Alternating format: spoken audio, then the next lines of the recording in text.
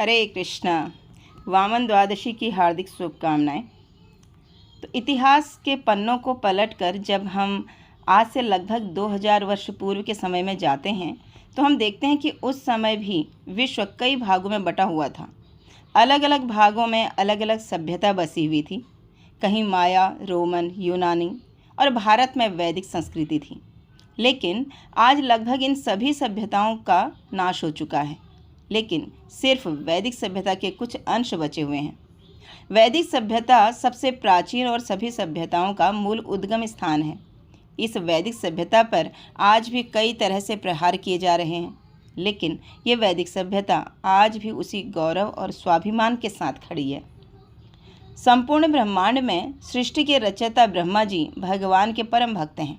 श्रीमद्भागवतम स्कंध 2 अध्याय 9 श्लोक संख्या 31 में भगवान श्री कृष्ण कहते हैं कि मेरे विषय में परम सत्य ज्ञान को केवल भक्तिमय सेवा के माध्यम से ही जाना जा सकता है। उसी श्लोक के तात्पर्य में श्रील प्रभुपाद लिखते हैं कि परम ईश्वर के बारे में जो दिव्य ज्ञान है उसे व्यक्ति तभी प्राप्त कर सकता है जब स्वयं ईश्वर द्वारा उसके सामने प्रकाशित हो। मानसिक कल्पनाओं और तर्कों से व्यक्ति कभी संपूर्ण ज्ञान प्राप्त नहीं कर सकता है, क्योंकि ये बहुत ही गुह्यतम और दिव्य ज्ञान है।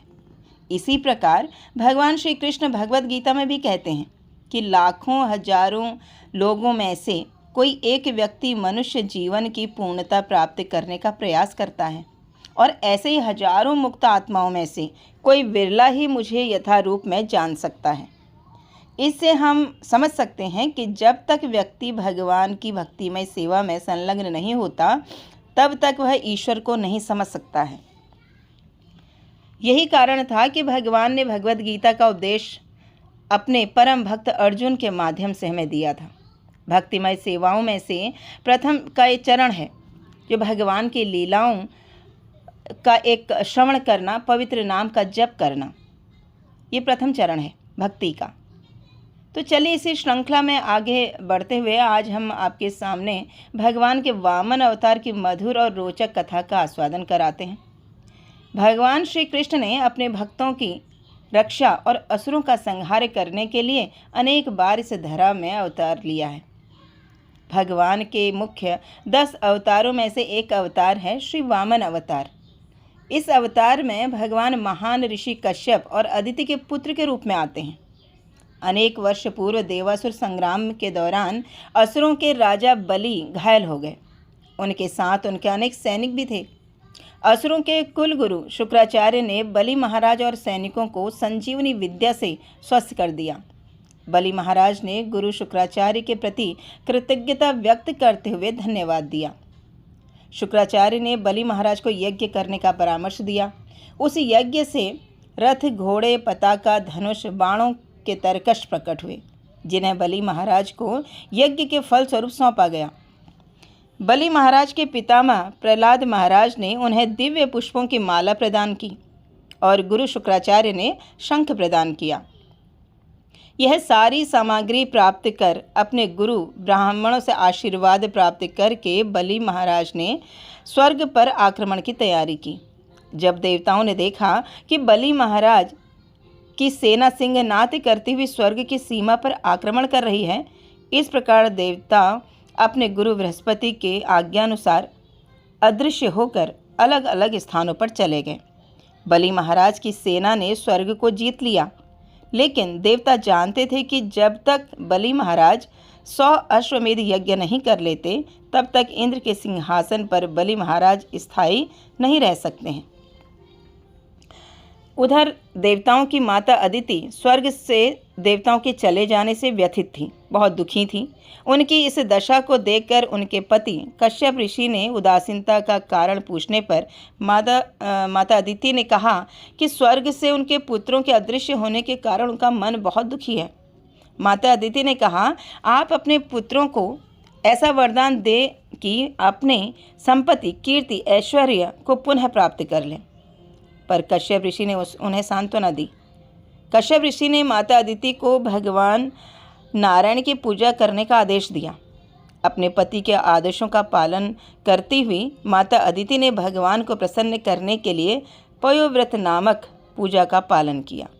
12 दिनों तक चलने वाले इस पयोव्रत का पालन करने से भगवान नारायण उन पर प्रसन्न हुए और कश्यप ऋषि और माता अदिति का पुत्र रूप में अवतरित होना स्वीकार किया।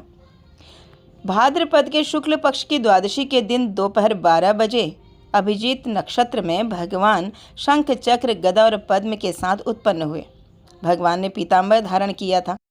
आज भगवान ने बौने ब्राह्मण के रूप में अवतार लिया है। तभी ब्राह्मणों ने उनके सारे संस्कार किए। यज्ञोपवीत संस्कार के समय सभी ने उन्हें विभिन्न भेंट प्रदान की। उसके बाद वामन देव भगवान नर्मदा नदी के उत्तरी तट पर स्थित उस स्थान पर गए जहां बलि महाराज अश्वमेध यज्ञ कर रहे थे। जब वामन देव यज्ञ स्थान पर पहुंचे तो उनके तेज से आकर्षित होकर सभी ब्राह्मण अपने अपने स्थान से उठकर उनकी स्तुति करने लगे। बलि महाराज ने वामन देव के चरण धोकर उस जल को अपने सिर पर छिड़का।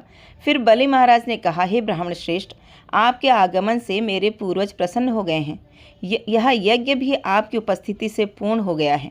हे ब्राह्मण श्रेष्ठ, मैं आपकी कैसे सेवा करूं? आपको जो कुछ चाहिए आप निसंकोच मुझसे मांग सकते हैं। वामन देव ने बलि महाराज के कुल की प्रशंसा करते हुए उनसे 3 पग भूमि का दान मांगा। बलि महाराज ने दान देने का संकल्प कर लिया, लेकिन उनके गुरु शुक्राचार्य जानते थे कि आज वामन देव के रूप में स्वयं विष्णु बलि महाराज के पास आए हैं। इसलिए शुक्राचार्य बलि महाराज को दान न देने का परामर्श देने लगे।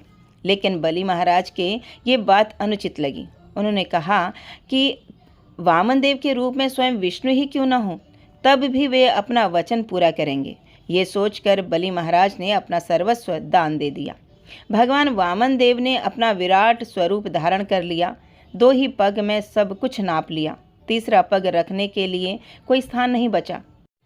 अपना वचन पूर्ण करने के लिए बलि महाराज ने वामन देव को अपना शीश दान में दे दिया। इस बात से प्रसन्न होकर वामन देव ने हमेशा बलि महाराज के साथ रहने का वचन दिया। इस प्रकार देवताओं को अपना राज्य पुनः प्राप्त हुआ और वामन देव भगवान ने बलि महाराज पर कृपा करके सूतर लोक में स्थान दिया।